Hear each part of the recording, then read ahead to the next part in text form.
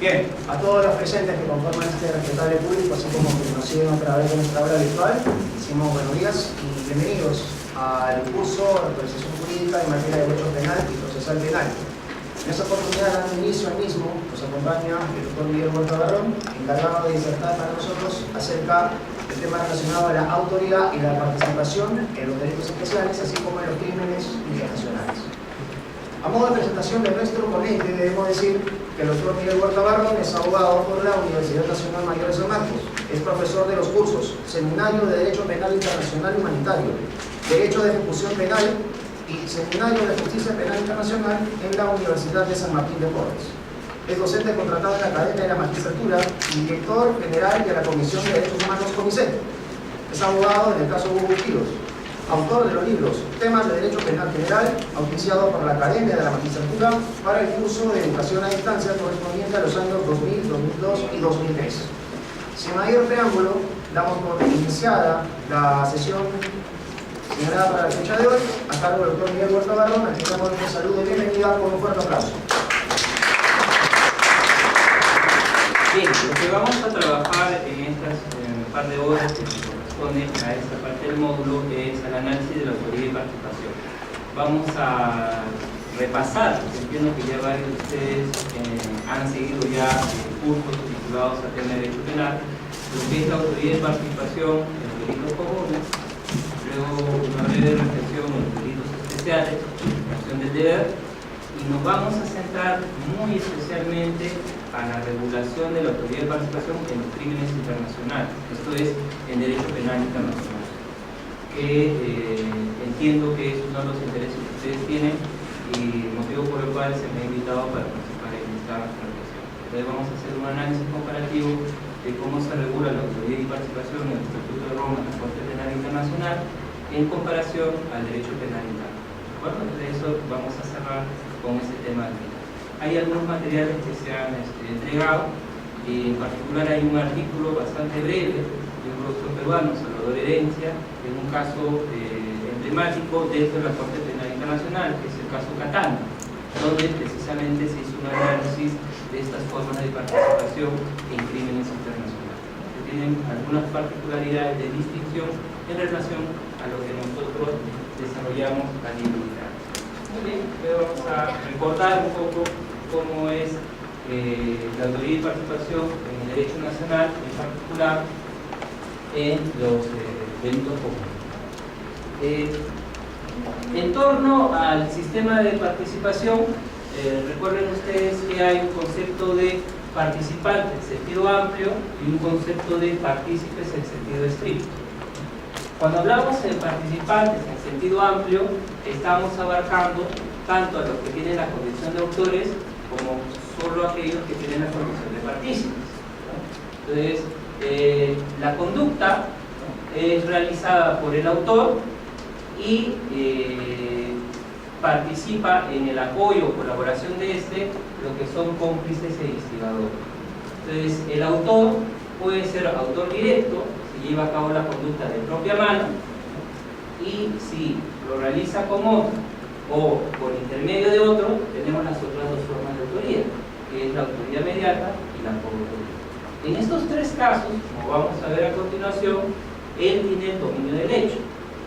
Entonces, por eso tiene la condición de autor. ¿Cierto? En cambio, las otras personas que intervienen en el hecho son aquellos que no tienen el dominio del mismo, es decir, colaboran con el autor. Y acá estamos hablando entonces de partícipes. Es decir, aquellos que no tienen la condición de autor, pero colaboran en la realización del hecho delictivo.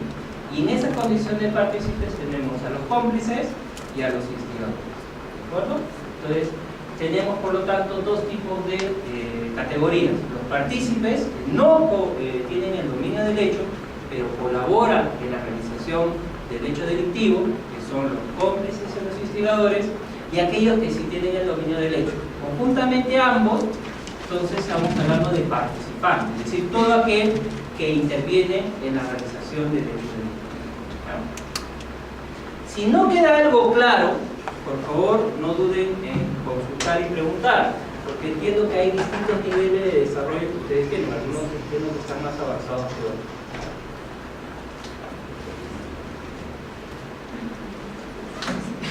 ¿Cuál es la diferencia entre autoría y participación? Entonces responden a la siguiente pregunta. Hay dos sistemas de distinción entre los autores y partícipes. Hay dos modelos. El modelo del sistema unitario y el modelo del sistema diferenciador. Los del modelo del sistema unitario consideran que no hay distinción entre autores y partícipes, es decir, todo aquel que interviene en la realización del hecho delictivo tiene la condición de autor.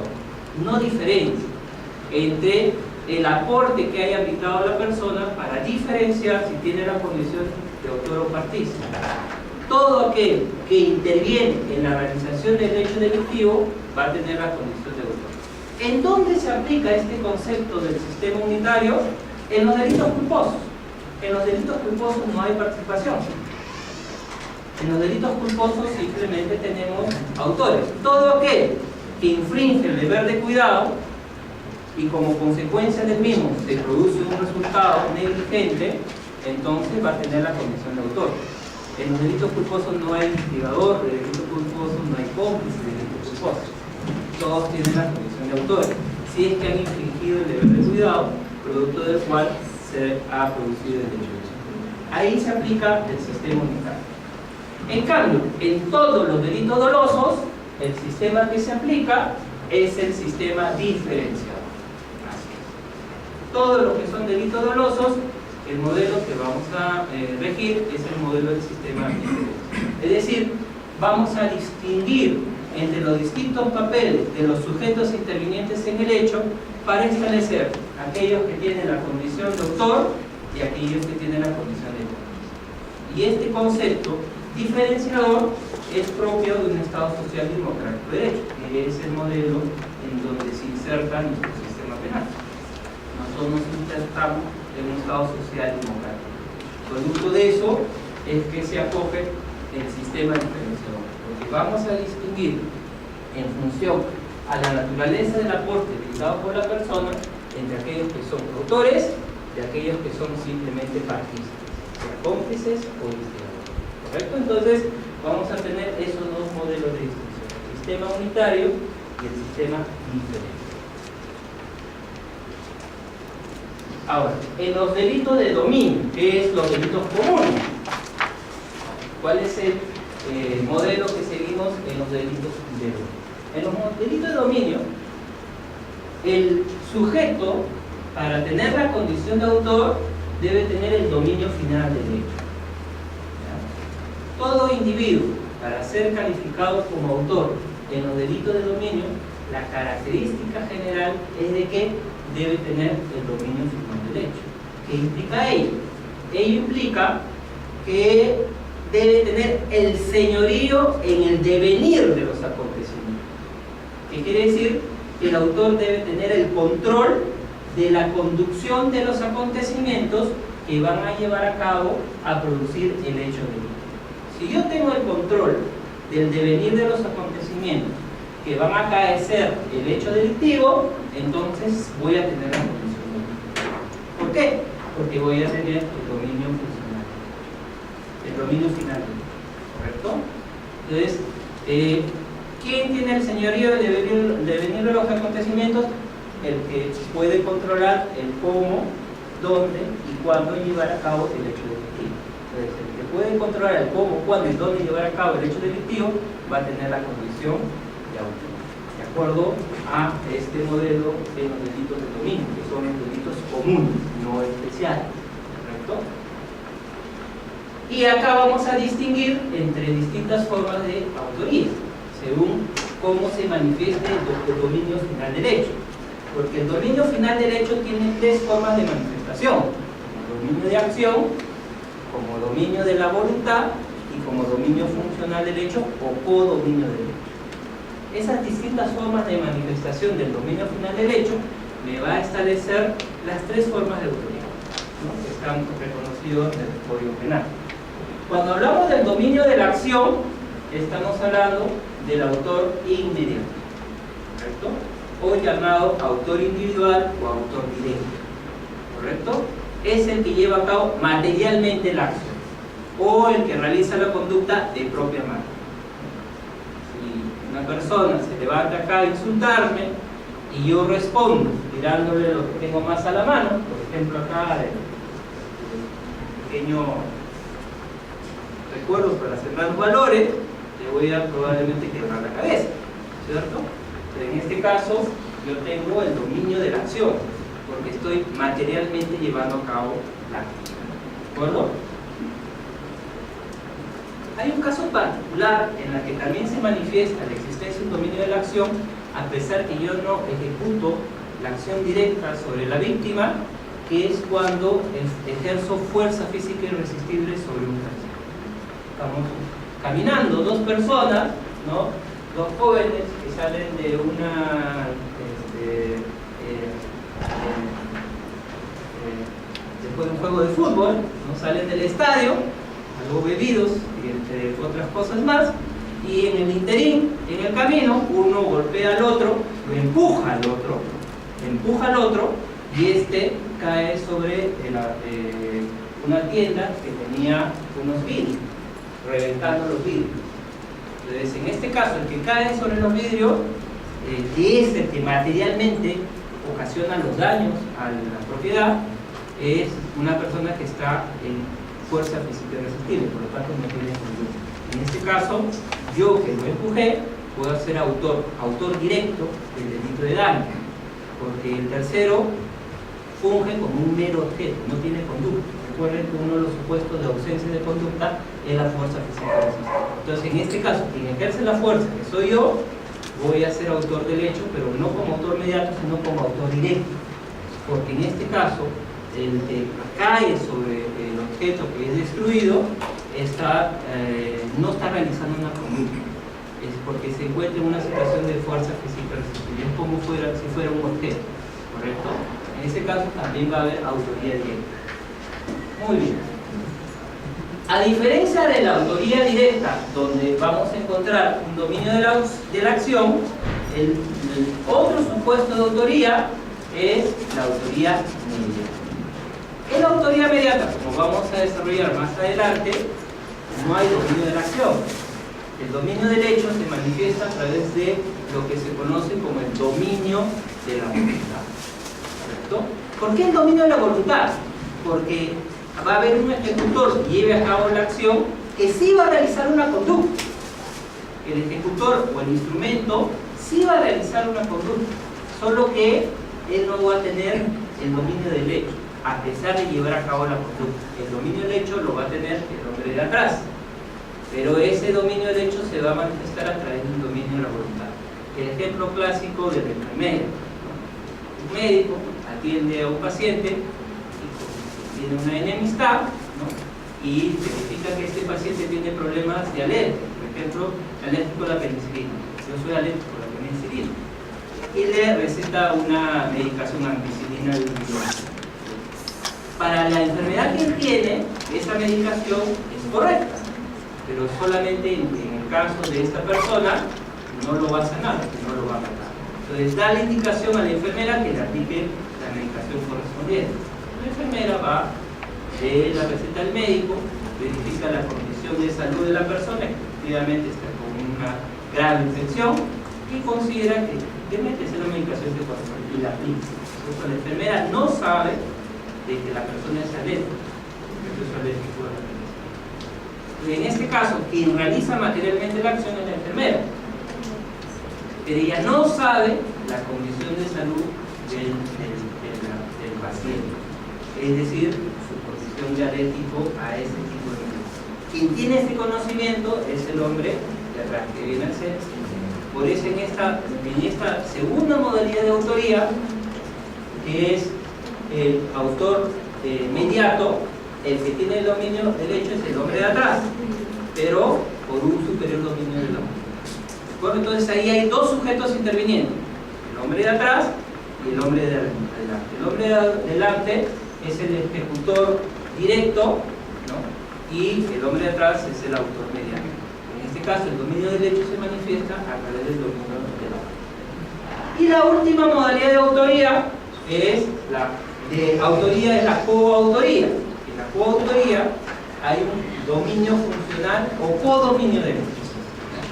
dominio funcional o codominio. ¿De acuerdo? Esas son las tres formas de autoría.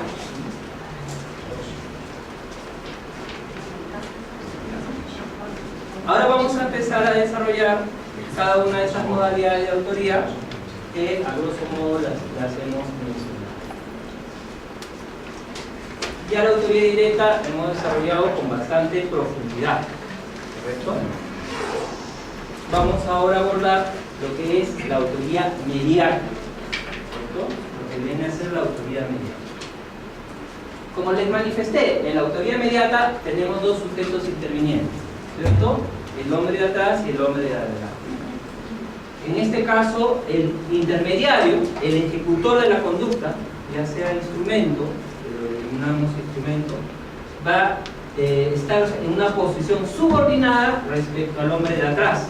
El hombre de atrás va a tener el rol dominante de mandar, por eso tiene el dominio de la voluntad. Por lo tanto, el autor mediato es el que se sirve de un intermediario para llevar a cabo el hecho delictivo. A través de él es que ejerce el dominio del hecho. Tal como está en el Código Penal también reconocido. Estas situaciones de instrumento que les he manifestado se pueden dar en distintos supuestos, como pueden apreciar. Sin casos de aquellos instrumentos que no realizan el tipo objetivo, instrumentos que se encuentran en un error de tipo, es el caso de la enfermera que les estaba manifestando. Ese es un caso de un instrumento que no realiza el tipo subjetivo porque se encuentra un error. Ella cree que le está salvando la vida al paciente cuando en realidad lo que le está haciendo es ocasionándole la muerte, ¿ya? Puede ser, incluso algunos me han dicho, y lo hemos discutido, que la enfermera debió haber revisado, ¿no?, el historial médico del paciente para darse cuenta que era una persona alérgica. Ese es un error de tipo que sería evitable.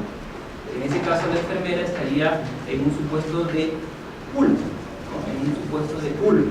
Sería un instrumento que realiza un hecho culposo.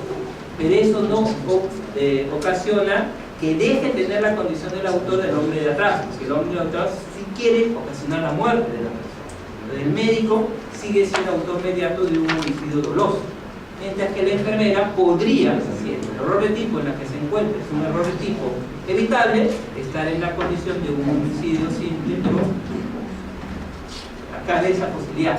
Es decir, el que el instrumento pueda estar en un supuesto de culpa, de un delito culposo, no excluye la responsabilidad del hombre de atrás. El hombre de atrás sigue siendo un autor mediato de un delito doloso. Si, vuelvo a insistir, no queda claro algo, por favor, levanta la mano para precisar. Yo sigo avanzando en la evidencia que todos están conformes. Muy bien. Sí, dígame.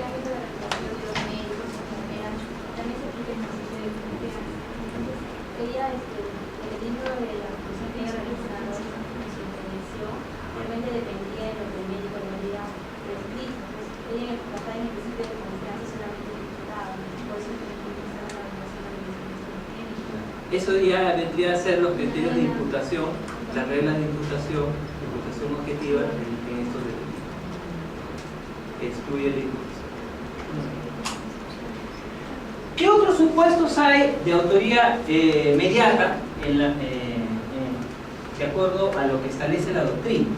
Está también el caso del instrumento que esté en cumplimiento del deber o que realice una conducta justificada, legítima defensa de toda necesidad, o el supuesto de que el instrumento es un menor de edad, o un imputable, o se encuentra en error de prohibición, o en algunos supuestos de inexigibilidad de conducta, por ejemplo, en situaciones de obediencia jerárquica, o miedo insuperable, o estado de necesidad exculpable. Son algunas de las modalidades. En todas estas modalidades que les he mencionado, que son las modalidades comunes de la autoría mediata, el instrumento no tiene responsabilidad penal. ¿Ya? En todos estos supuestos, el instrumento no tiene responsabilidad penal. Sin embargo, hay una categoría especial en la que el instrumento sí tiene responsabilidad penal. Es el caso de la autoría mediata a través de aparato de poder. En los casos de autoría mediata a través de aparato de poder, la responsabilidad penal recae tanto en en el hombre de atrás como autor inmediato, como en los instrumentos, como autores materiales. ¿Ya? En ese supuesto de autoría inmediata, que es un caso especial de autoría inmediata, recuerden que este es un concepto que originariamente lo planteó el profesor Claude Roxin, ¿no? Que luego se ha venido desarrollando a lo largo del tiempo. La responsabilidad penal recae en ambos, tanto en el hombre de atrás como en el hombre de adelante. ¿Ya? Solo en este caso especial de autoría inmediata se da esta situación. ¿Ya? Es la autoría inmediata a través del aparato. Y esta teoría es la que se ha venido aplicando en distintos casos en el Perú. Por ejemplo, en los hechos cometidos por el Grupo Colina, la responsabilidad penal no solo ha recaído en los considerados autores inmediatos, Fujimori, Vladimiro Montesinos, Hermosa Ríos, sino que también se ha establecido la responsabilidad de los ejecutores, es decir, aquellos que materialmente llevaron a cabo las conductas, como la matanza de Barros Altos.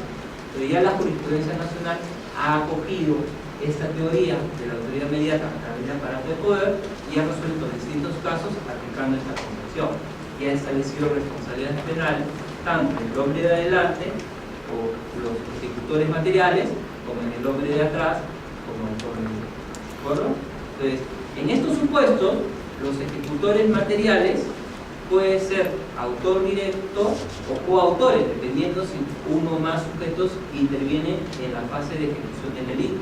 En el caso de la matanza de Barros Altos, fue un equipo del Grupo Colina que hizo la vivienda y llevó a cabo la acción, por lo tanto son coautores materiales. Ojo, cabe también la coautoría mediata, es decir, cuando son varios autores mediatos los que intervienen en la toma de decisión de llevar a cabo la acción, cabe también esa cosa. Por último, cabe también la posibilidad, la doctrina lo admita, la autoría en cadena, la autoría mediata en cadena, porque dentro de la estructura organizativa del aparato de poder hay distintos niveles jerárquicos, unos con mayor nivel que otros, entonces cabe la posibilidad de autoría mediata en cadena, que es lo que ocurrió en el caso de la matanza de Barros Altos y la captura. La cabeza del aparato de poder se consideró que estaba Alberto Fujimori, y en instancias inferiores en la cadena de mando venía Vladimiro Montesinos, Hermosa Ríos y luego el resto del Grupo Colina.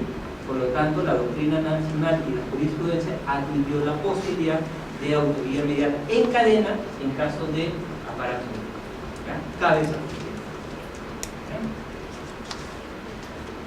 Entonces, en estos supuestos hablamos de dominio de la voluntad, porque hay un superior conocimiento del hombre de acá respecto a las acciones que lleva a cabo por él. Y la otra forma de autoría es la coautoría, los que llevan a cabo conjuntamente el hecho dentro del interés.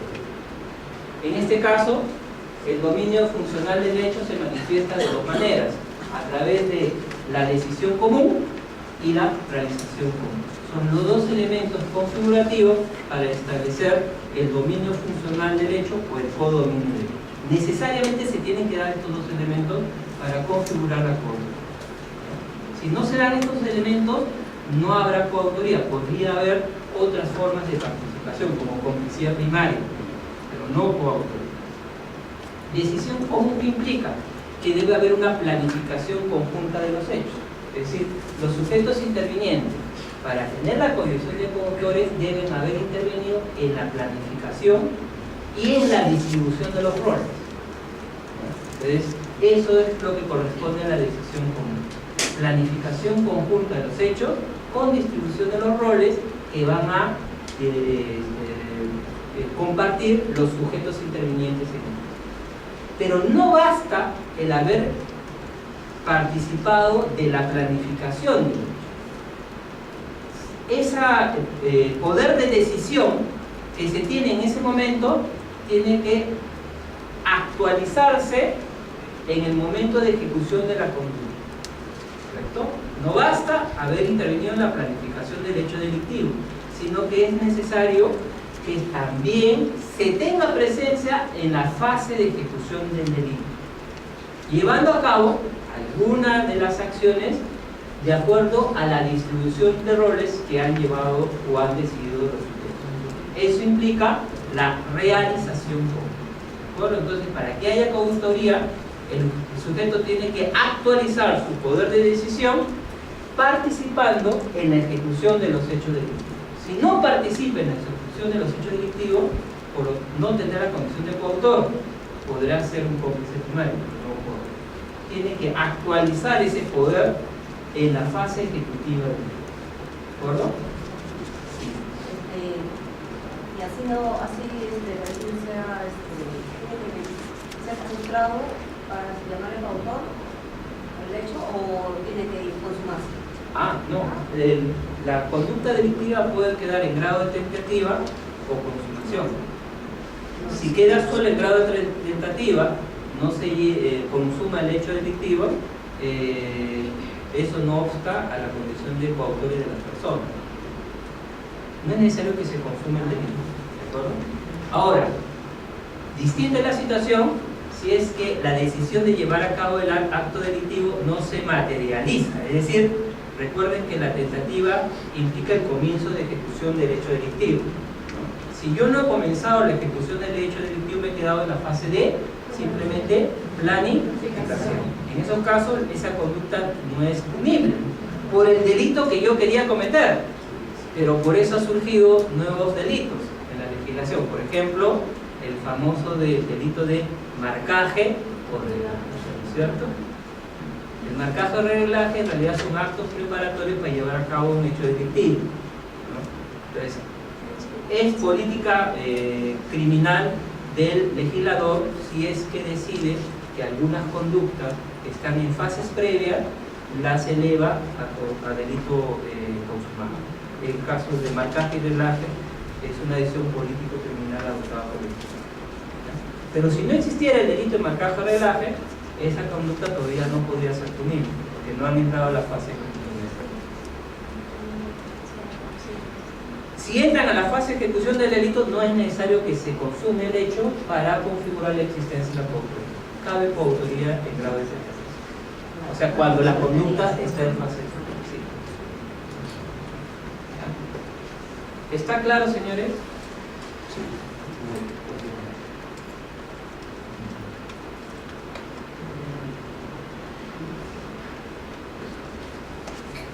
Ahora, hay algunas formas de coautoría. La coautoría ejecutiva es la más común, es decir, que todos los sujetos que intervienen en la planificación del hecho también intervienen en la ejecución del mismo, ¿correcto? Pero cabe la posibilidad, la doctrina lo admite, que puede haber un caso de coautoría no ejecutiva, es decir, que solo haya intervenido en la planificación, pero no en la ejecución directa de los hechos. Ustedes me dirán, pero si acabo de explicar lo contrario. Pero la doctrina exige, en estos casos de coautoría no ejecutiva, que el sujeto tenga una forma de vinculación con los que están llevando la conducta. ¿Cómo? Comunicándose por radio. Es decir, monitoreando a través de radio si se están llevando a cabo las acciones de acuerdo a lo planificado. Si el sujeto intervino en la planificación del hecho y por radio va controlando que los demás sujetos intervinientes lleven a cabo las acciones de acuerdo a lo que estaba planificado, entonces esa articulación se considera en la doctrina como una actualización de su poder en la fase de ejecución del delito. Por lo tanto, será un coautor no ejecutivo. Curioso, ¿no? Pero cabe esa posibilidad. Coautoría no ejecutiva en esos supuestos. Es decir, él físicamente no está en el momento de ejecución de la conducta, pero mantiene aún parte del dominio del hecho, el codominio del dominio funcional del hecho, articulando a través de cualquier mecanismo que le permita seguir con el control o como parte del control de la ejecución del hecho. Por ejemplo, un monitoreo por radio, por celular. Entonces ya, hay que ingresar. Entonces, eso actualiza el poder del coautor. Entonces, cabe la posibilidad de un coautor no ejecutivo. Ahí es indistintamente, digamos, a la jerarquía de esa persona que monitorea. Indistintamente, porque en la coautoría, en estricto no hay jerarquía, todos son iguales. Que es distinto a la autoridad inmediata a través de aparato de poder. En la autoridad inmediata a través de aparato de poder sí es necesario que haya niveles jerárquicos. Si no, no hay autoría inmediata a través de aparato. Si no, no se puede más. Es diferente. En la autoría inmediata a través de aparato de poder es fundamental que haya una estructura jerárquica. Si no hay estructura jerárquica, no puede haber autoría inmediata de poder. En cambio, en la coautoría no es necesaria la existencia de una estructura jerárquica, porque en principio todos los sujetos intervinientes tienen igual nivel de incidencia. Claro, algunos probablemente tengan mayor peso que otros, mayor relevancia que otros, pero tienen que compartir el dominio. ¿Ya? Entonces, disculpe, no me queda claro la diferencia más con la autoría inmediata. Claro, en la autoría inmediata a través de aparato de poder tiene que haber tres, justo lo que voy a pasar a explicar ahora, tres elementos característicos. Uno de ellos tiene que haber una organización jerárquicamente establecida. Tiene necesariamente que haber una estructura jerárquica que califique a esa organización como un aparato de poder. Si no se da ese elemento, no se va a poder establecer la existencia de una autoridad. En un concierto, un grupo de personas, que es un concierto, no va a caber la posibilidad de una autoridad inmediata a través del aparato de poder. Tiene que tener un nivel de organicidad tal que la organización tenga como vida propia. Caso Grupo Colina. Grupo Colina sí tenía un nivel estructurado, jerarquizado y organizativo que le permitía una funcionalidad al destacamento Colina como organización. En esos casos sí es admisible la posibilidad de una solución inmediata por aparato de poder. En una situación de concierto de voluntades no se da ese efecto. Una coautoría, una ejecutiva sería lo similar, pero para no necesito que no poder o asociaciones. Por ejemplo, en una banda, conciertos, en esos niveles, lo más factible es la coautoría, porque va a ser muy difícil demostrar que se den todos los elementos de la autoría inmediata a través de aparato. Son varios elementos. Doctor, disculpe, y con respecto a la forma de coautoría no ejecutiva, ¿sería un atenuante con respecto a esa persona o tendría la misma pena que todos los demás? Así es. Recuerden que el Código Penal establece que los autores tienen un marco penal establecido, que es el mínimo y máximo previsto para el delito. ¿Correcto? Van a tener el mismo marco penal, mínimo y máximo previsto para el delito. Ahora, tú sabes que ahora hay el sistema de tercios, ¿no es cierto? Si hay circunstancias agravantes que concurran al hecho, será en el tercio superior, ¿no? Si hay atenuantes, en el tercio inferior, y si hay agravantes y atenuantes, en el tercio intermedio. Y eso sí se determina en función de cada uno de los sujetos intervinientes. ¿Qué te quiero decir con ello? Que todos los coautores van a tener el mismo marco mínimo y máximo previsto para el delito, pero no necesariamente se le va a imponer la misma sanción penal, porque se tiene que tomar en cuenta las circunstancias agravantes y atenuantes en cada uno de los casos para determinar en qué tercio se le coloca a la persona. La pena concreta no necesariamente va a ser la misma para todos los coautores, porque se tiene que valorar las circunstancias atenuantes y agravantes para determinar la pena concreta. Pero la pena abstracta sí va a ser igual, porque todos van a estar en el mínimo y máximo previsto para el delito. ¿Quedó claro? ¿Sí? ¿Es posible expulsar a una persona por coautoría en solitario? Así es que hay un ausente, claro. Hay distintos procesos judiciales en los cuales no se ha ubicado todavía a los otros coautores y por lo tanto el proceso judicial puede continuar contra esa persona. Porque en el caso de Arturo Humana me parece que habían varios autores, pero absorbieron a todos, pero solamente dio como autor solitario. Ahí sí, no es ausencia, sino que es absolución, porque se ha establecido que no hay responsabilidad penal, entonces yo estoy rompiendo la lógica de la existencia de la coautoría. Pero siguen aplicando esa condición en su caso. Es discutible, porque si yo he establecido que los otros sujetos intervinientes del hecho no tienen la condición de autores, ya no habría coautoría. Porque La coautoría, la particularidad que tiene es que haya pluralidad de agentes. En este caso tendría que ser simplemente un autor directo de los hechos. Pero entonces, ¿por qué siguen aplicando coautoría? No entiendo. Tendríamos que analizar con más detalle el caso, porque tendríamos que ver si los han absuelto de todos los delitos imputados o de algunos delitos. Porque precisamente la particularidad de la coautoría es el dominio funcional del hecho, lo cual quiere decir que al menos tienen que haber dos, como mínimo. Si queda uno, ya no habría coautoría, sería autoría del hecho. Pero en ese caso estarían vulnerando varios derechos ahí. No puedo entrar porque tendríamos que analizar con profundidad.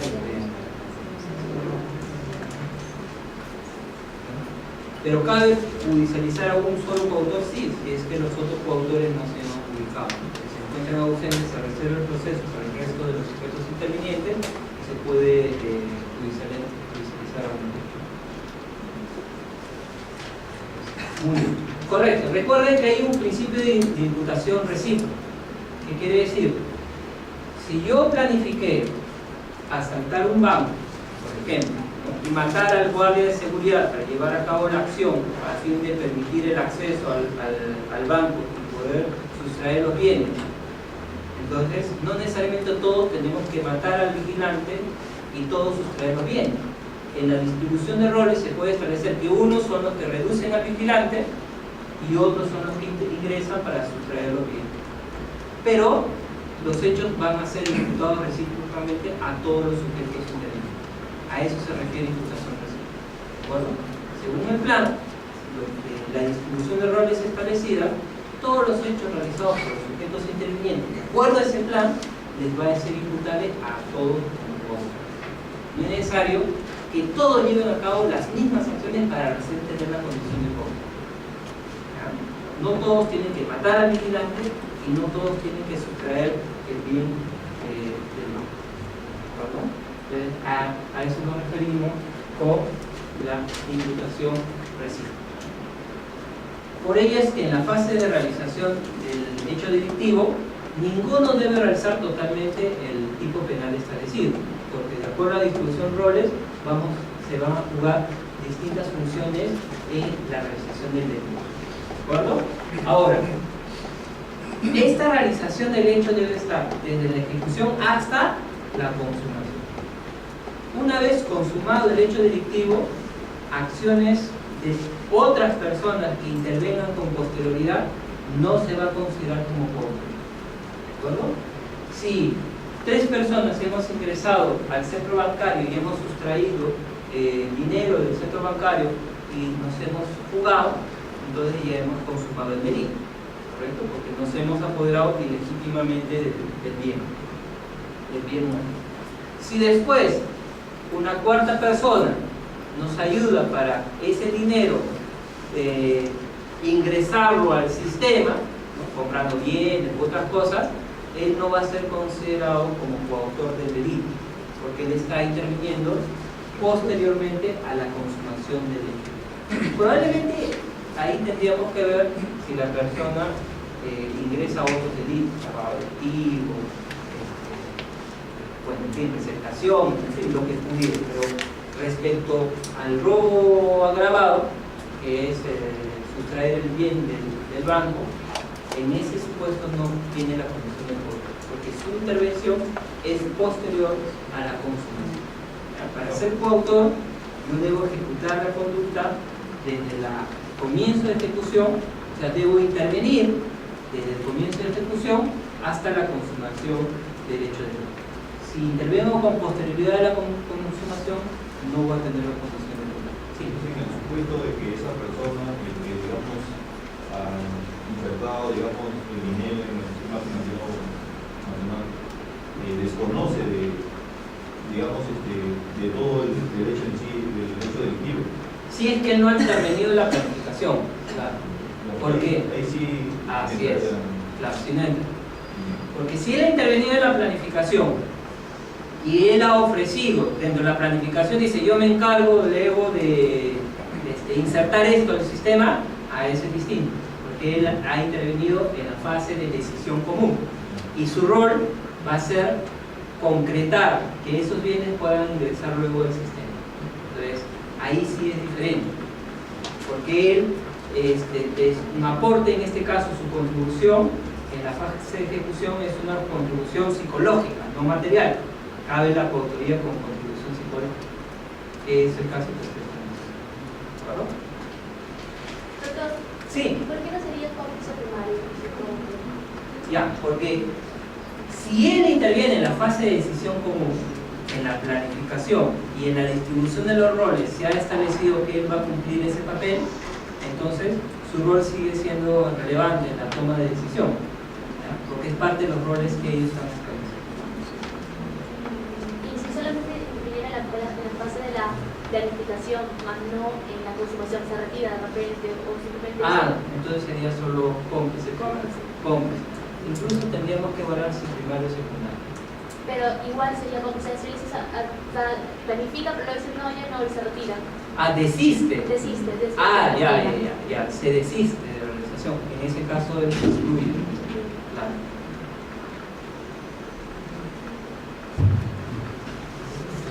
Ahora vamos a...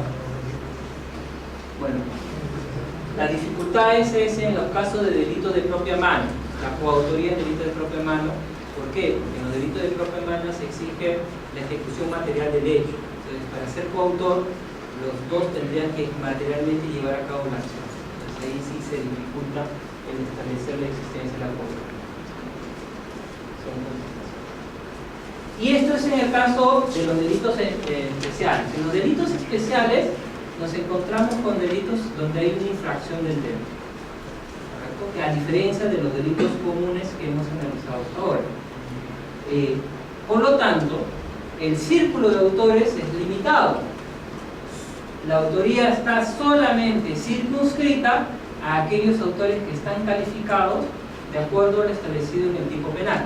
Es decir, aquellos que tienen el deber y motivo por el cual tienen una calificación especial por el cual solo ellos podrían realizar el hecho de delito. El ejemplo más sencillo, el delito de prevaricato. En el delito de prevaricato, quienes califican como autores son solo aquellos que tienen la condición de juez o fiscal. Nadie más puede cometer el delito de prevaricato. Está circunscrito a este círculo limitado de autores, aquellos que tengan la condición de juez, magistrado, jueces o fiscal. ¿Por qué? Porque ellos tienen un deber. ¿Cuál es el deber que ellos tienen? En el caso de los jueces, emitir resoluciones acorde, ¿cierto? Entonces yo como juez no puedo emitir una resolución en base a una ley derogada, porque estoy infringiendo ese deber que me compete como magistrado. Igual en el caso de los fiscales. Los fiscales, al emitir los dictámenes, tienen que hacerlo conforme a ley, ¿no? Entonces, si no lo hago conforme a ley, estoy infringiendo un deber que me compete a mí como fiscal. ¿Correcto? Entonces, el círculo de autores se limita a aquellos que están cualificados, a los que se les exige estas condiciones especiales. ¿Pero por qué se les exige esas condiciones especiales? Porque ellos tienen un deber que está dentro de la conducta prohibida. Entonces, la conducta prohibida establece la infracción de un deber que le es imputable solo a aquellos sujetos que tienen las cualificaciones y que por lo tanto están dentro del círculo de los posibles autores del hecho. ¿De acuerdo? Entonces, esa es la diferencia con los delitos de dominio. En los delitos de dominio, la autoría es aquel que tiene el señorío en el devenir de los acontecimientos. No se requieren condiciones especiales. En cambio, en los delitos de infracción del deber, no. En los delitos de infracción del deber, solamente van a tener la condición de autores aquellos cualificados, aquellos sujetos cualificados, es decir, aquellos que tienen la condición especial. ¿Por qué? Porque solamente a ellos les es imputable el deber exigido en la conducta pública. Por ejemplo, emitir dictámenes y resoluciones conforme a ley. Yo, abogado, no tengo la obligación ni de emitir dictámenes ni resoluciones, porque no está dentro de mis competencias. Esas competencias solamente están circunscritas a aquellos que son jueces. Bueno, entonces, esa es la diferencia entre los delitos de infracción del deber y los delitos de dominio. Entre los delitos especiales y los delitos comunes. Los delitos especiales implican violentar un deber que le es exigible a la persona por las calidades especiales.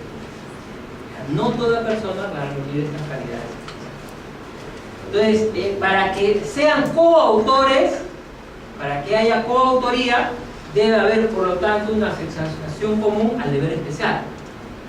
Es decir, todos tienen que tener esa calidad especial. En un caso concreto, el fiscal puede emitir un dictamen contrario a ley y el juez emitir una resolución contraria a ley. Habría una coautoría en delito de prevaricato, en el mismo caso. ¿Correcto? El problema está... Doctor, disculpe, ¿podría hacer un ejemplo también con respecto a los funcionarios públicos? Por El eso. delito de peculado también. Así es, así es. Solamente aquellos que tienen la condición de funcionario servidor público podrán incurrir en delito de política.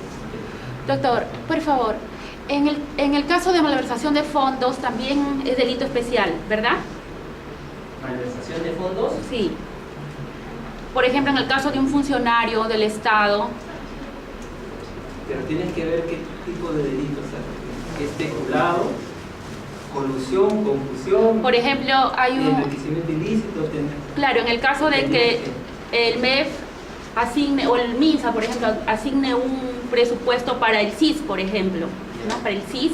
El delito de malversación, es decir, Sí. cuando yo ejecuto dinero de una partida y lo ejecuto Así es. Ahí sí cabe Es que delito es especial. delito especial. Ah. Y en el caso, por ejemplo, de los médicos que practican abortos, Ya, bueno.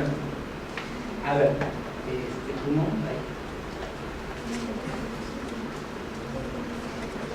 Hay dos tipos de delitos especiales. ¿Ya? Los delitos especiales propios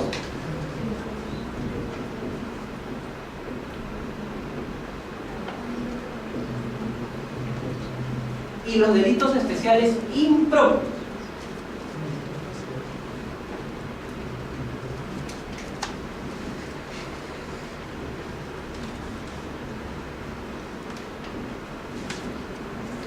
En los delitos especiales propios, el deber que está en el injusto penal, ¿no?, que se violenta y que configura el injusto penal, es un fundante, es un elemento fundante del injusto, ¿correcto?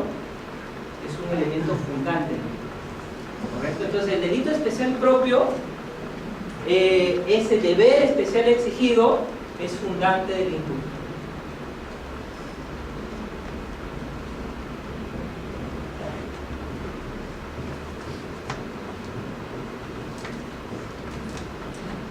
Por lo tanto, no tiene relación con ningún otro delito. No hay relación con ningún otro delito. Prevaricato. No existe ningún delito con el cual el prevaricato tenga relación. Ahí el deber es fundante del delito. ¿De acuerdo? En cambio, en los delitos especiales impropios, el deber especial no es fundante del injusto. El deber especial es agravante.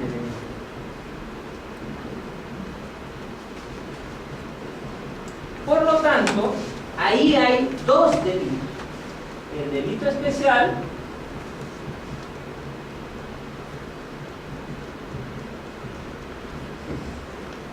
y el delito básico, que normalmente es un delito común. Y es el caso de aborto. En el caso de aborto, el aborto es un delito básico, porque cualquier persona lo puede cometer, ¿correcto? Sin embargo, hay una circunstancia agravante cuando el que realiza el aborto es personal sanitario. Por ejemplo, médico. En ese caso, el aborto realizado por personal sanitario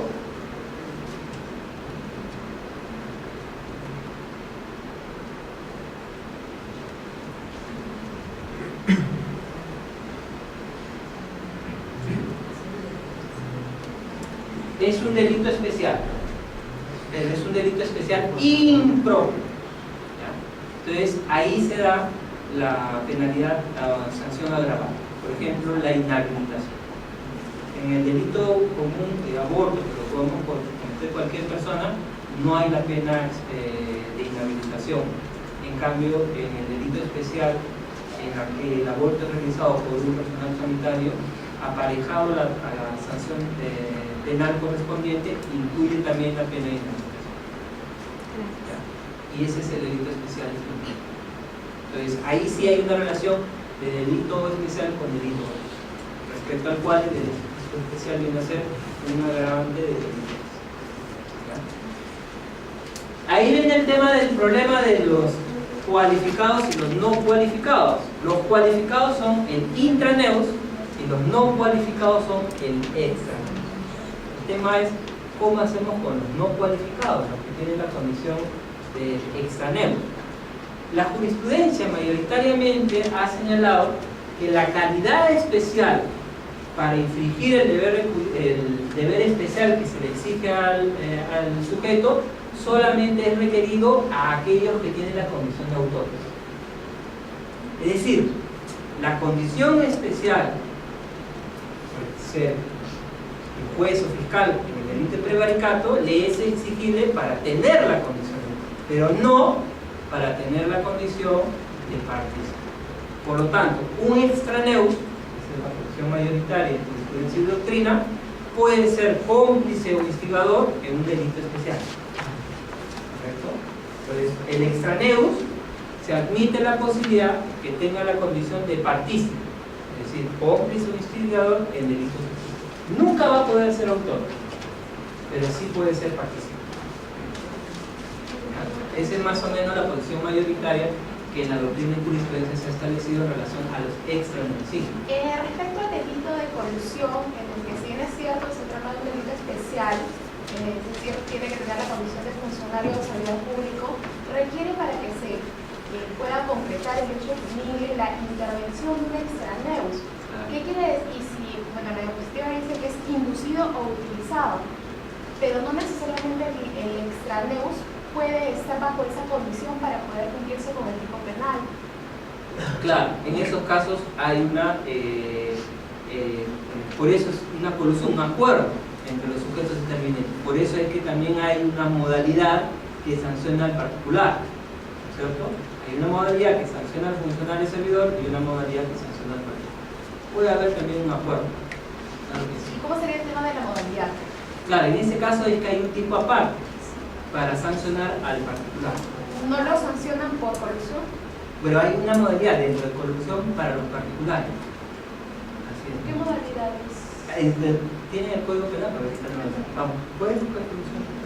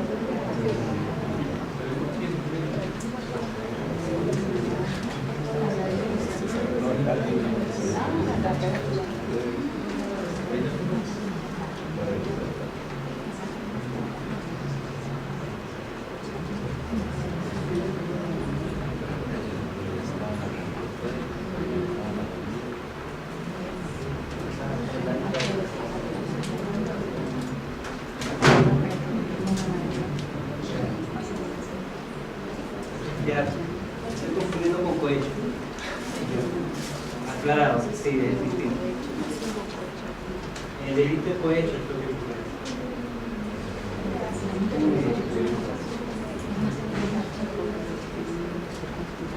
vamos a entrar a los partícipes. Como les mencioné, el partícipe es el que coopera dolosamente en el delito doloso realizado por el autor. ¿Qué implica ello? Señores, no hay participación culposa en delito doloso,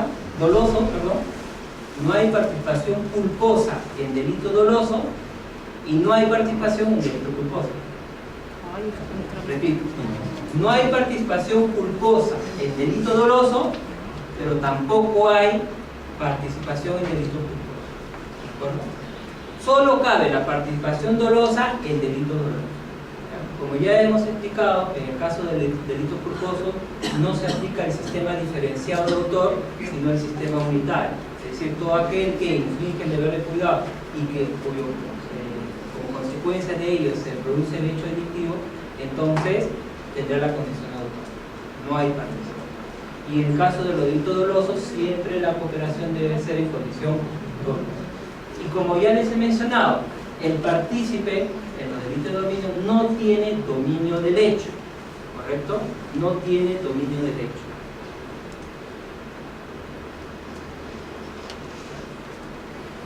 Dentro de la participación hay dos principios muy importantes: el principio de accesoriedad y el principio de exterioridad, ¿correcto? ¿Qué implica el principio de accesoriedad?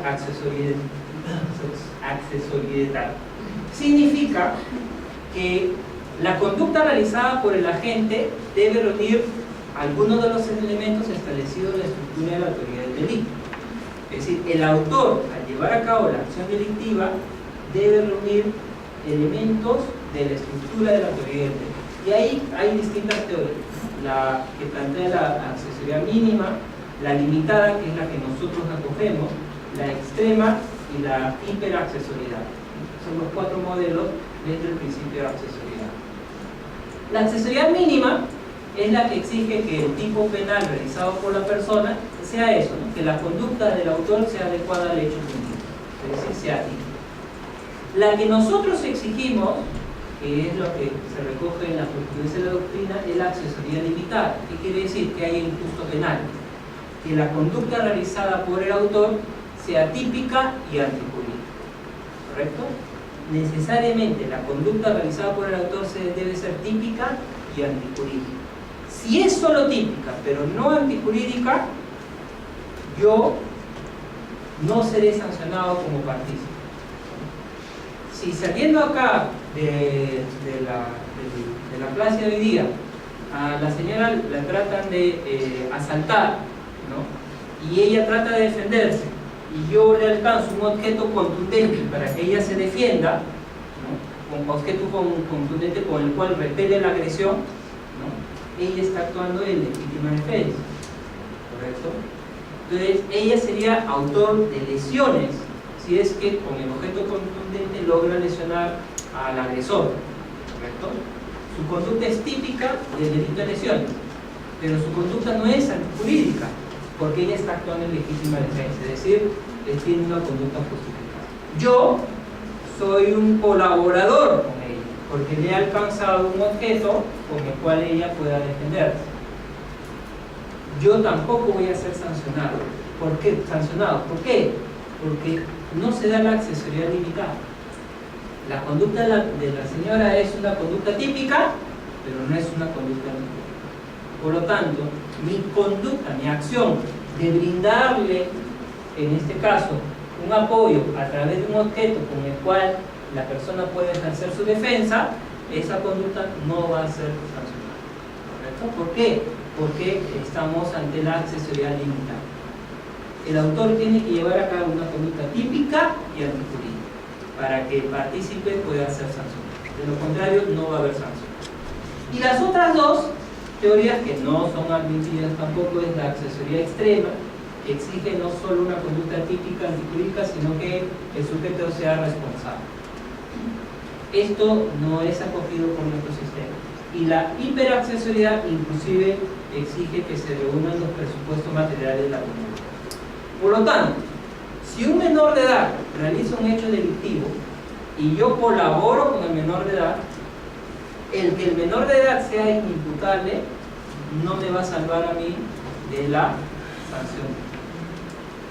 Si yo le doy a un menor de edad una pata de cabra con la cual el menor de edad abre un vehículo y sustrae los objetos que están en el vehículo, el menor de edad será sometido al Código de Niño y Adolescente como adolescente infractor.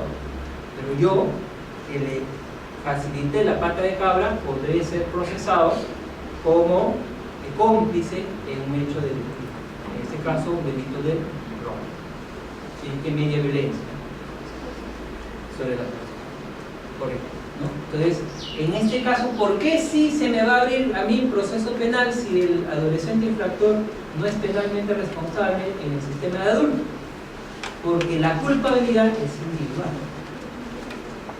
Como ustedes saben, la culpabilidad no se comunica de un sujeto interviniente a otro sujeto interviniente. La culpabilidad es individual. Por lo tanto, la condición de minoría de edad es solamente atribuible en este caso a la persona menor de edad que lleva a cabo la conducta, pero no me alcanza a mí, porque esa condición de minoría de edad no la tengo. Entonces, en este caso, como nosotros rechazamos la accesibilidad extrema y solo admitimos la accesibilidad limitada, yo sí voy a ser juzgado como cómplice de un hecho delictivo realizado por un menor. ¿De acuerdo? Entonces, es importante tenerlo. Ese es el principio de accesibilidad. Y el otro principio es el principio de exterioridad, que señala, para que yo participe en un hecho delictivo como cómplice o autor pueda ser sancionado, si me están pidiendo la palabra. Sí. Doctor, no sé si me entendí bien. ¿Está diciendo que el mayor de edad sería procesado, se le abriría un proceso por cómplice? Sí, claro. Porque, bueno, no sé, no he visto, no tengo entendido que se pueda abrir un proceso a alguien por cómplice. No hay autoría no hay participación sin autoría. O sea, abrir un proceso como autor de robo. No, autor no.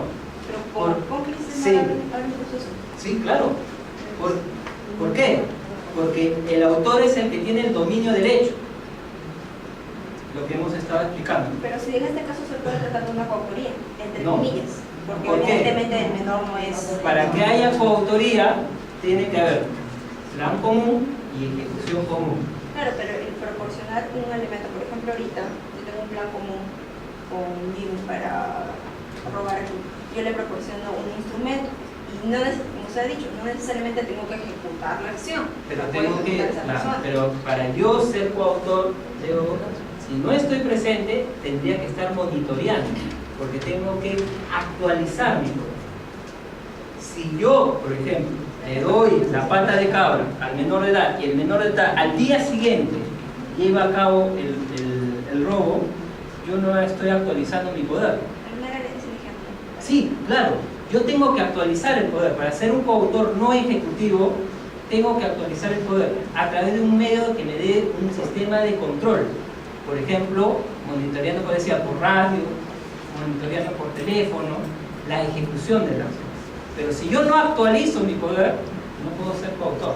Eso quiere decir que si no estoy llamándole en el preciso momento que está robando la casa, no soy autor, a pesar No. de que luego se reúnen y dividan el botín.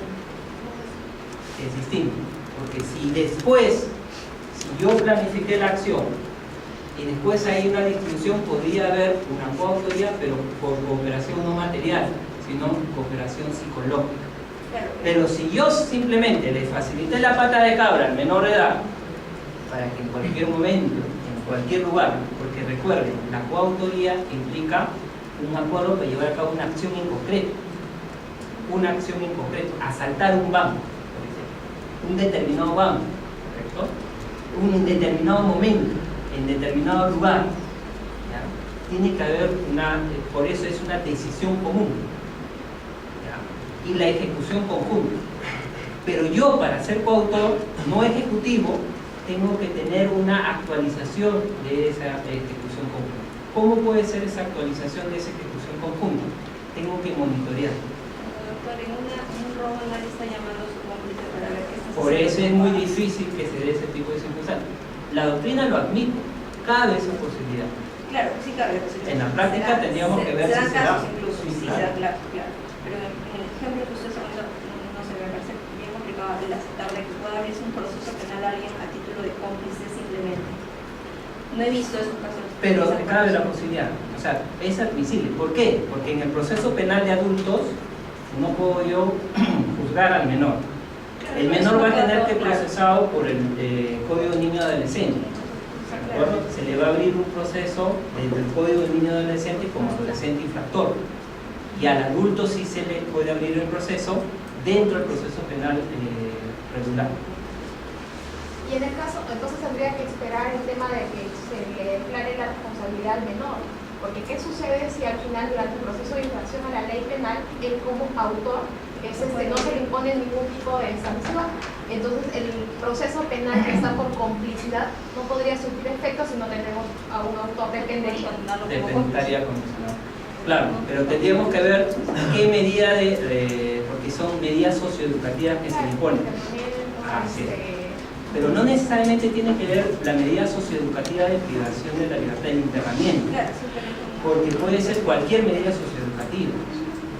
Es decir, basta que se haya establecido la responsabilidad del adolescente infractor dentro del código y que se haya determinado alguna medida socioeducativa para establecer su autoridad. Solo la responsabilidad, por ejemplo, si al final investigan en infracción a la ley penal y se determina que no hay responsabilidad, entonces vamos al proceso penal de Tendrá adultos y efecto. se aclara. Así es, claro.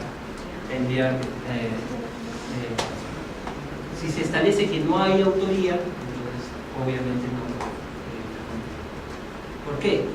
Porque se tiene que establecer que la conducta, principio de accesoriedad limitada, es típica y antijurídica. Si se ha establecido que la conducta no es típica, no cabe la sanción al delito. Yo, juez penal, tendría que estar monitoreando y decir cuál es el resultado ya de la sentencia. Bueno, yo quiero Se le abre un proceso inmediato al reportaje mayor. Bueno, ahí tendría que evaluar, porque tendría que, ese día son temas procesales. Pero en derecho penal sí se puede, porque la doctrina lo tiene. Admite su responsabilidad, sí, precisamente por el principio de la accesoriedad limitada, por Así supuesto. es. Eso nos queda, creo que a todos claro. Pero yo me voy por el tema de abrir un proceso a alguien común. A título de cómplice. Se puede, cabe la posibilidad, porque al menor de edad no le puedes abrir la responsabilidad. Claro, del proceso. eso ha sido perfecto. Muy bien, en el principio de exterioridad, el autor tiene que llevar a cabo la conducta al menos en el grado de tentativa. Si el autor no lleva la conducta al menos en el grado de tentativa, la conducta del partícipe no será punida, no será sancionada. Tiene que por lo menos llegar al grado de tentativa. Si yo le di un objeto, por ejemplo, volviendo al ejemplo de robo, a una persona a pata de cabra para que lleve a cabo una acción delictiva, pero nunca realiza una acción delictiva, a pesar que le brindé esa pata de cabra con esa finalidad, mi conducta no va a ser sancionada. ¿Por qué? Porque el autor no ha llevado a cabo el hecho delictivo. El autor tiene que realizar el hecho delictivo, al menos en el grado de tentativa. Si el autor se quedó en la etapa de actos preparatorios, de reunir los medios para llevar a cabo el hecho delictivo, pero no lo materializa, no va a haber sanción. ¿De acuerdo? Entonces, el principio de exterioridad nos exige que el autor del hecho delictivo tenga que llevar la conducta al menos al grado de tentativa para yo como partícipe poder ser sancionado. De lo contrario no voy a poder recibir sanción. ¿De acuerdo? Principio de exterioridad. Y bueno, ya conocen las dos formas de participación, la instigación y la complicidad. ¿Qué es la instigación? La instigación es generar en el autor la decisión de realizar un hecho delictivo. Es influir psicológicamente sobre el autor, ¿no? Para que éste pueda llevar a cabo el hecho delictivo. Yo tengo que actuar en forma dolosa, ¿correcto? Es decir, no cabe la instigación culposa. Tiene que ser sobre un hecho concreto a llevar a cabo, dolo concreto. Es decir, debe dirigirse a un determinado hecho y a un determinado autor. Por eso el grupo de influencia psicológica debe ser una persona concreta o un grupo determinado de personas. Nunca puede ser la influencia psicológica en la instigación a un grupo indeterminado de personas. si yo realizo mi influencia psicológica sobre un medio masivo, por ejemplo, de asaltar a través de un medio masivo, eso no puede ser considerado como instigación, porque la influencia psicológica se debe dirigir a una persona en concreto o a un grupo determinado. ¿Ya? Dolo concreto.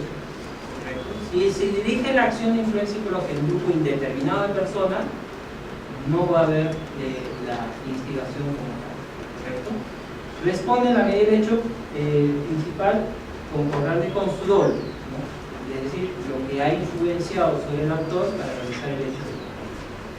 Igual, como el principio de exterioridad, para yo instigador ser sancionado, el autor tiene que haber realizado la conducta al menos al grado de delito. Si el autor recibe la influencia psicológica pero no hace nada, yo instigador no voy a ser sancionado. Tiene que por lo menos llegar al grado de delito. ¿De acuerdo? Son los requisitos para la instigación. Que no confunda con el autor inmediato. Y en el caso de la complicidad, como ustedes saben, tenemos dos modelos en la regulación a nivel interno. La primera es el primario y secundario. Señores, no olviden, la complicidad es culposa y siempre para la realización de un delito, perdón, es dolosa y siempre para la realización de un delito doloso. No cabe coautoría culposa en delito doloso y no cabe coautoría en delito culposo. ¿Correcto? Entonces, coautor debe actuar dolosamente para la realización de un delito doloso. Ese es la, ¿de acuerdo? Y tenemos la primaria y la secundaria. ¿Correcto? La complicidad primaria es cuando el aporte que yo brinde es necesario para la realización del hecho de delito. Y la secundaria es cualquier otro aporte que yo brinde para la realización del hecho de delito. ¿En qué momento se puede brindar la coautoría? En la fase de preparación se puede dar, en la fase de ejecución, pero en la fase de ejecución siempre que el aporte no sea necesario. Porque si el aporte que yo brindo en la fase de ejecución es necesaria, entonces yo no voy a ser cómplice primario, sino voy a tener la condición de coautor. ¿Correcto? Si yo brindo la parte en la fase de ejecución del delito, debe ser un aporte no necesario para tener la condición de coautor. Y nunca después de la consumación del hecho. Si el aporte que doy es posterior a la consumación, no se va a considerar. Siempre tiene que ser antes de la consumación del hecho. ¿Listo? Esos son los elementos de la complicidad. Y ahora vamos a entrar a los crímenes internacionales. ¿De acuerdo? Para desarrollar esta parte de los crímenes internacionales, nos vamos a basar en el Estatuto de Roma de la Corte Penal Internacional. Recuerden, cuando hablamos de crímenes internacionales, nos estamos refiriendo a una rama del derecho internacional público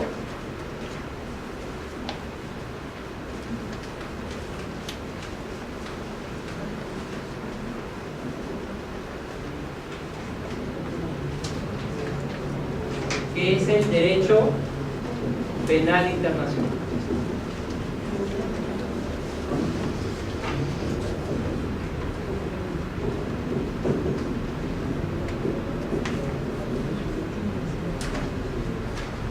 Derecho penal internacional. ¿Correcto? Esa es una disciplina que es una rama del derecho internacional público. Por lo tanto, como es una rama del derecho internacional público, vamos a considerar normas del derecho internacional, no del derecho penal, del derecho internacional. ¿Y cuál es la norma del derecho internacional que vamos a considerar nosotros? Es, en el caso concreto, el Estatuto de Roma de la Corte Penal Internacional. Ese es el instrumento jurídico de referencia, el Estatuto de Roma de la Corte Penal Internacional. Y nuestro Estatuto de Roma de la Corte Penal Internacional acoge lo que es el sistema diferenciado de autor. Al igual que en el derecho nacional, igualmente también acogemos el sistema diferenciado, no el unitario. Ya la jurisprudencia en los tribunales penales internacionales había establecido el acogimiento del sistema diferenciado de autor de los tribunales militares internacionales, el de Nuremberg de Tokio, los tribunales penales internacionales tribunales ad hoc de la ex Yugoslavia, de Ruanda, y ahora la propia Corte Penal Internacional, que en la jurisprudencia está emitiendo, plasma el acogimiento del sistema diferenciado de participación criminal. ¿Qué implica el sistema diferenciado de participación criminal? Significa de que se va a distinguir por la naturaleza del aporte si el agente tiene la condición de autor o tiene la condición de partícipe. Entonces vamos a diferenciar entre esos tipos de participación de la gente. Se abandona, por lo tanto, el sistema unitario. En el artículo 25.3a del Estatuto de Roma de la Corte Penal Internacional vamos a encontrar la regulación de los autores. En el 25.3a del Estatuto de Roma. Cuando el 25.3a del Estatuto de Roma utiliza el término que realiza el hecho delictivo por sí solo, quien realiza el hecho delictivo por sí solo, está refiriéndose a la autoría individual o autoría directa. En derecho penal internacional, la doctrina ha señalado que también se acoge dentro del Estatuto de Roma la teoría del dominio del hecho. Así tenemos, por ejemplo, el profesor Cayambo. El profesor Cayambo ha señalado que en derecho penal internacional las reglas de participación se basan en la teoría del dominio. Por lo tanto, quien tiene el señorío en el devenir de los acontecimientos va a ser el que tenga la condición de autor. Y así lo vamos a ver. Por ejemplo, en el 25.3a, la autoría directa, es decir, quien realiza la conducta por cuenta propia. Por lo tanto, en este caso, es autor porque tiene el dominio de la. Correcto, es lo que ya hemos venido trabajando también. En esto coincide el derecho penal internacional con el derecho penal interno. Luego tenemos la coautoría. La coautoría está establecido en el 25.3a cuando señala que la conducta se realiza con otro. Utiliza el concepto con otro. Así está expresamente señalado. Quien lleva a cabo la conducta con otro será penalmente responsable. Al utilizar ese término con otro, entonces se está refiriendo a la coautoría. ¿Correcto? En este caso, dominio funcional o codominio del hecho.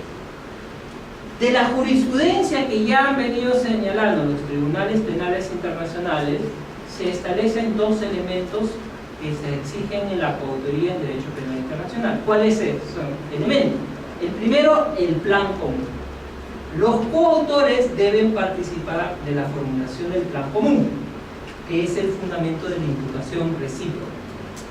¿Correcto? ¿Y cuál es el segundo elemento? El segundo elemento es que cada uno de los sujetos intervinientes deben brindar un aporte individual que debe ser objetivo y materialmente relevante. ¿Ya? Ese aporte individual que cada uno de los sujetos intervinientes realiza debe ser objetivo y materialmente relevante. Es decir, debe ser un aporte esencial a la realización del delito, para tener la condición de cobro.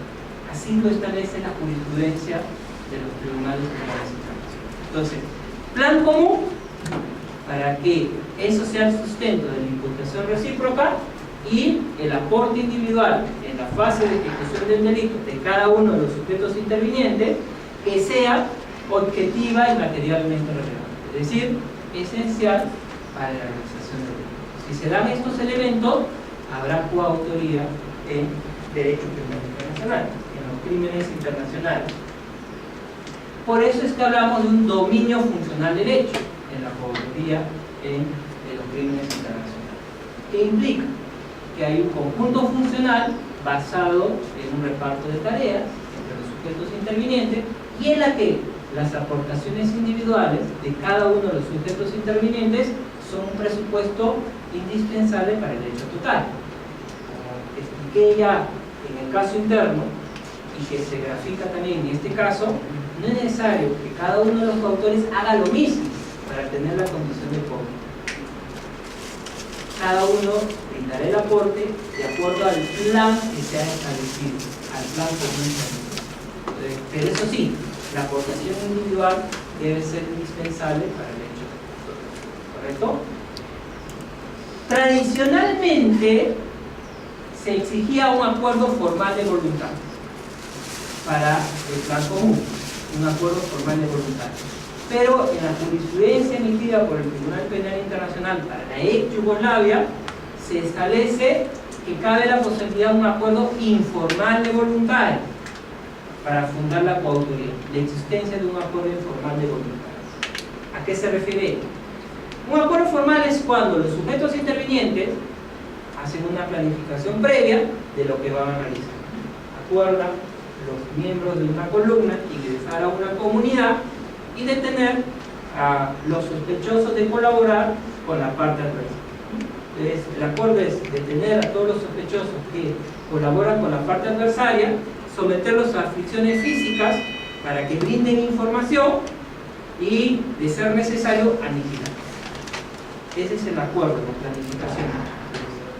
Ingresar a la comunidad, detener a los sospechosos de colaborar con la parte adversaria y aniquilar a aquellos que resisten a brindar información. Ese es el acuerdo formal de voluntades. Pero cuando entra la columna a la comunidad, encuentran que hay varias mujeres jóvenes, lo cual no preveían inicialmente al momento de llevar a cabo la acción. Entonces, ¿qué acuerdan? Ya en la ejecución de la conducta, los sujetos intervinientes toman la decisión de colocar a las mujeres jóvenes en un apartado y someterlas a actos de violación sexual. Entonces, separan varones de mujeres y a las mujeres las someten a vejámenes sexuales. Esa acción de someter a vejámenes sexuales que decide el grupo, lo decide en plena ejecución de la conducta, en ese momento. Entonces eso responde a lo que llaman acuerdo informal de voluntades. Eso es el acuerdo.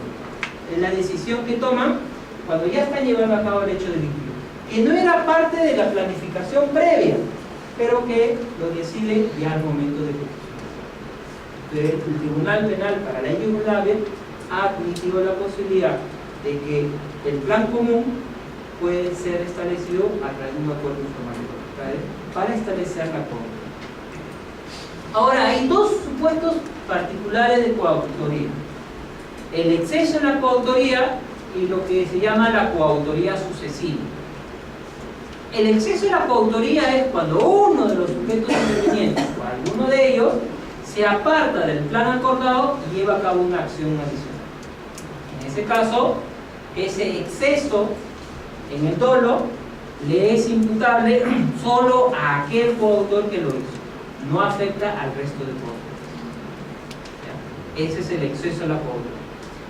¿Y a qué se refiere la coautoría sucesiva? La coautoría sucesiva se refiere que cuando se está realizando la acción, en plena realización de la acción, intervienen nuevos sujetos.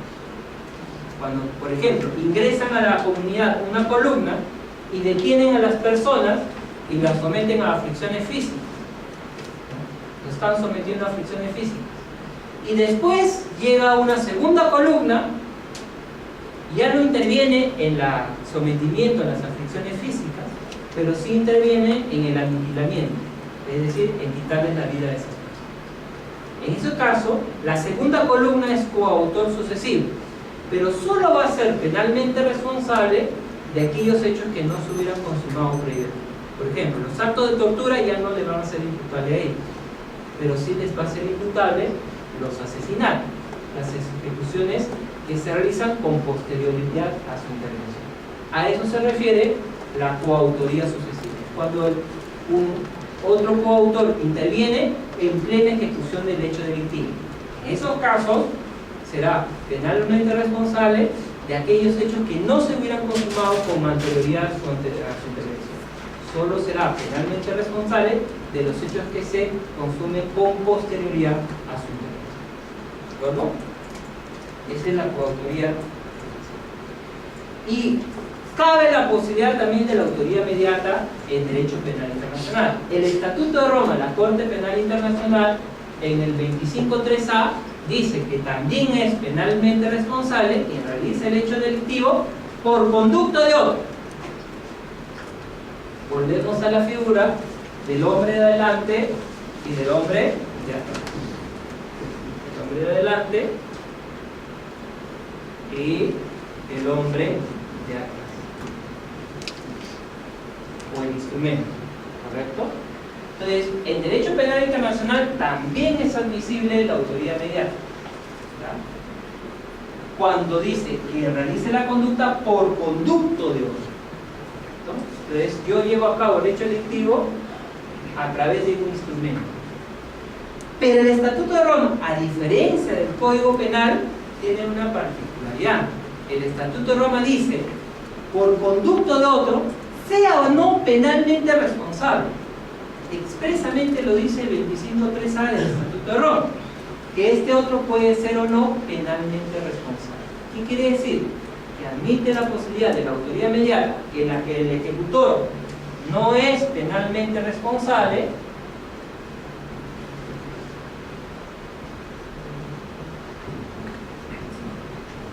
pero también admite la autoría mediata en el supuesto del ejecutor que sí es penalmente responsable.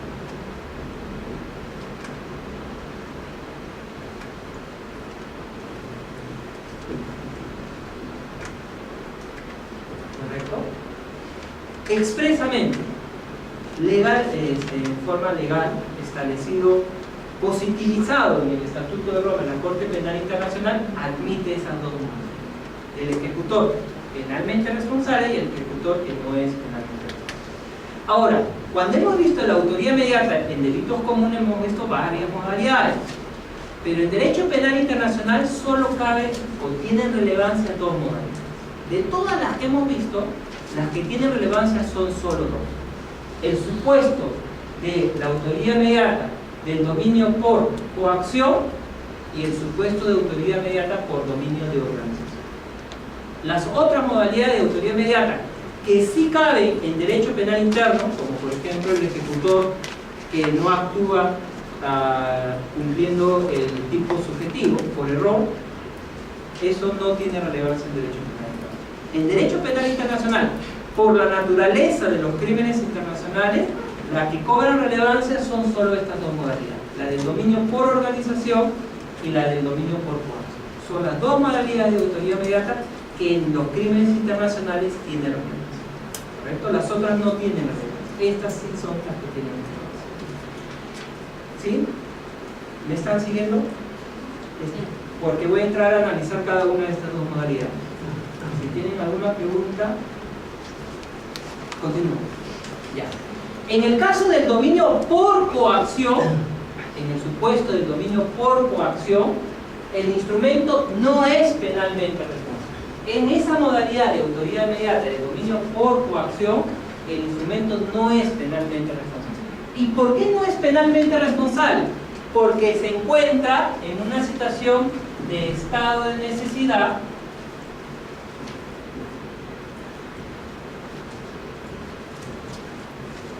por coacción.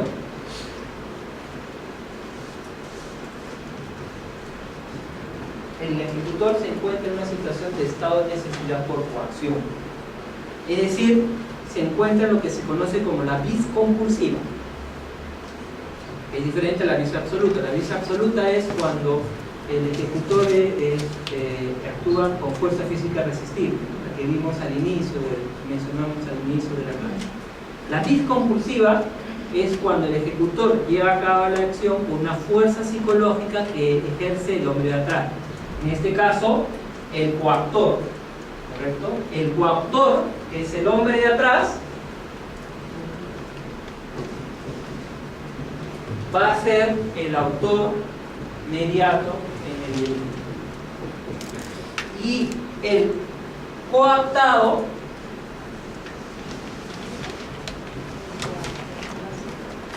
no va a ser penalmente responsable, que viene a ser el instrumento. El coactado no va a ser penalmente responsable porque se encuentra en un estado de necesidad por eso.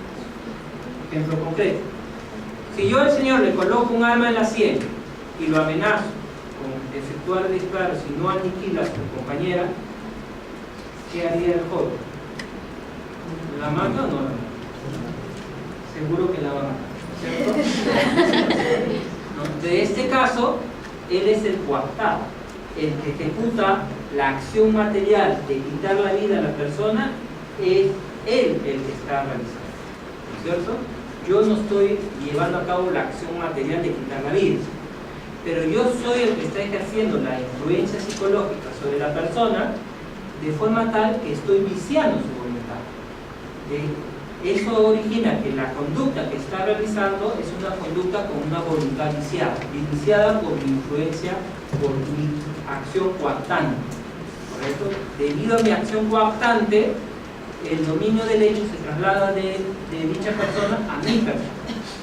Y yo voy a ser el autor inmediato, en este caso por dominio por coacción. Y él va a ser el instrumento que lleva a cabo la acción, pero va a ser un instrumento penalmente no responsable. ¿Por qué? Porque está realizando la acción bajo coacción, en una situación de crisis compulsiva, ¿correcto? Entonces se va a encontrar en una situación de estado de necesidad, pero no cualquier estado de necesidad, sino un estado de necesidad por coacción. Recuerden que el estado de necesidad puede ser debido a que la situación de peligro es generado por distintos factores. Puede ser por acción de la naturaleza, movimiento sísmico y decidimos salir corriendo y rompemos las puertas, por un infortunio, se quema acá el sistema de cómputo y se empieza a generar un incendio y reventamos la puerta para salir. No. Acá estamos circunscritos solamente al caso del estado de necesidad por coacción, en la que la situación de peligro es realizada por la acción de un tercero. Yo lo coloco en una situación de peligro a esta persona al colocarle un arma en la sien, ¿no? Al colocarle el arma en la sien y amenazarlo con matarlo si no lleva a cabo la conducta, esa persona se encuentra en situación de peligro, pero esa situación de peligro está siendo generada por una tercera persona. En este caso, yo estoy coactándolo a llevar a cabo el hecho. ¿De acuerdo? Entonces, en este caso, él actúa en estado de necesidad por coacción y no va a ser penalmente responsable. La responsabilidad penal va a recaer. En este caso, el ejecutor no es penalmente responsable. Sí. Una pregunta. Recuerdo haber leído un caso que precisamente se dio, no en la Segunda Guerra Mundial, sino posteriormente, que la amenaza era a los soldados, no con una pistola en la cabeza, a ti en ese momento te voy a matar si no haces esto, sino era una amenaza de atentar contra sus familiares, esposas, no sé, qué sé yo, ¿no? Donde, por ejemplo, que estaban en ese pueblo estaban ocupados de diferentes tropas. Entonces, en ese caso, recuerdo que lo recondujeron por un tema de legítima defensa de terceros, si mal no recuerdo, y entonces ahí no se le llegó a imputar a quien había ocasionado al soldado que había quizás, no sé, matado a dos personas, actuando en esa amenaza. Pero entonces, ¿usted cree que es lógico reconocerlo de esa manera, o un tipo de amenaza, hasta un cierto tipo de amenaza que pueda haber realmente, o sea, un nivel de amenaza fuerte, realmente posible, que pueda doblar su voluntad? Buena pregunta. Dentro de la doctrina en Derecho Penal Internacional hay un debate en el tema de cumplimiento del deber. ¿Hasta qué límite la orden que yo disponga sobre mi subordinado cabe la posibilidad de una autoría mediata o no? ¿Correcto? La doctrina señala lo siguiente: si la orden que yo emito a mi subordinado va aparejado con simplemente una amenaza de sanciones disciplinarias, es decir, si no acatas mi orden, te someto a proceso disciplinario, te someto a un tribunal militar por desobediencia o no cumplir las órdenes superior, en esos casos la doctrina descarta la autoría inmediata en el supuesto que estamos analizando. No la admite, ¿correcto? Pero si la presión que yo ejerzo sobre mi subordinado va aparejada de una amenaza adicional, no solamente sanciones disciplinarias, en el caso que estás mencionando, la doctrina admite la autoría inmediata. Y por lo tanto, en este caso, el instrumento ya no es penalmente. En esos casos que tú mencionas, porque en ese caso que tú me refieres, la amenaza no es solo sancionar a la persona, sino es afectar a su familia. Entonces hay una amenaza de eso. Entonces la doctrina sí admite esa posibilidad como autoría inmediata. Y en la que el ejecutor no es penalmente responsable, la responsabilidad penal recae en el que da la orden con esa amenaza adicional.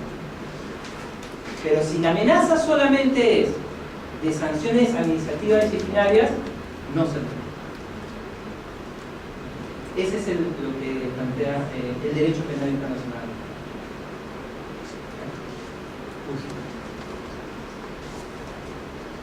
Y la otra modalidad es la del dominio por organización.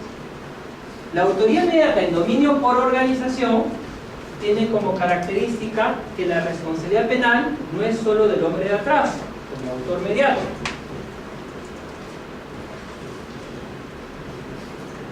La responsabilidad penal también es del instrumento. El instrumento va a ser autor como autor material de hecho o autor inmediato.